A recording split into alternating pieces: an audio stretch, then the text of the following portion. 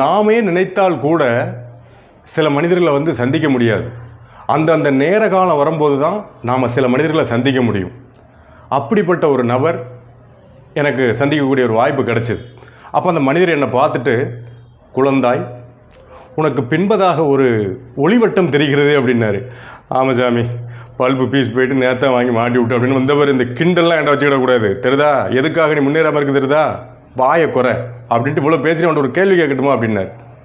கேளுங்கள் சுவாமி அப்படின்னு.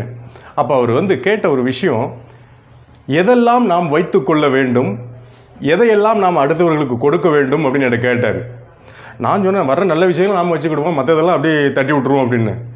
எதுக்காக அடுத்த ஸ்டெப்பு போகாமல் இருக்க தெரியுதா, இந்த குணம்தான், முதல்ல அந்த குணத்தை மாற்று அப்படின்னு சொல்லிட்டு அவர் சொன்னார். என்ன சொன்னார்னா, நமக்கு வருகின்ற நன்மைகள், பணம், பேரு, புகழ், மரியாதை, இதெல்லாம் நம்ம அடுத்தவங்களுக்கு கொடுக்கணும். நமக்கு வருகின்ற துன்பம் வந்து அது பிரச்சனை கிடையாது, அது எல்லாருக்கும்லாம் கிடைக்காது, அது மிகப்பெரிய வாய்ப்பு. நமக்கு வருகின்ற துன்பத்தை நாம் வைத்து கொள்ள வேண்டும், அது மிகப்பெரிய அனுபவத்தை கொடுக்கும். மற்றவங்களுக்கு துன்பம் வரும்போது நம்ம வேண்டான்னு சொல்ல முடியாது, ஆனால் நாம ஒருத்தருக்கு துன்பத்தை கொடுக்கக்கூடாது.